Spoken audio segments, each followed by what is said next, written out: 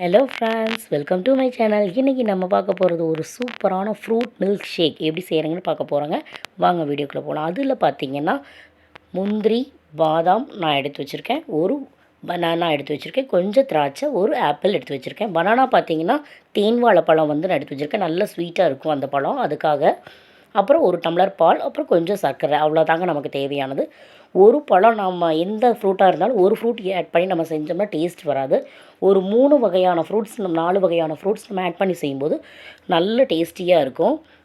இது வந்து பார்த்திங்கன்னா பைனாப்பிள், பொமோகிரானட், இன்னும் எல்லா பழமே நம்ம யூஸ் பண்ணலாம். எல்லாமே சூப்பராக இருக்கும்.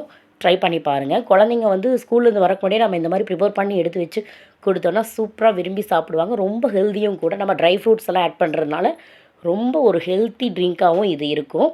ஒரு ஸ்பூன் சர்க்கரை ஆட் பண்ணுறேன். லைட்டாக ஒரு சில்னஸ் இருந்தால் அவங்க ஈஸியாக குடிச்சுக்குவாங்க. அதுக்காக பார்த்திங்கன்னா 4 ஐஸ் க்யூப்ஸ் மட்டும் ஆட் பண்ணியிருக்கேன். அவ்வளோதான்.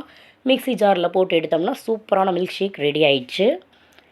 நாங்கள் வந்து பார்த்திங்கன்னா ஃபேமிலி மெம்பர்ஸ்க்கெல்லாம் ஆகிற மாதிரி ஒரு 4 டம்ளர் அளவுக்கு தான் இது நான் போட்டிருக்கேன். நம்ம எந்த ஃப்ரூட் ஆட் பண்ணியும் பண்ணலாம்.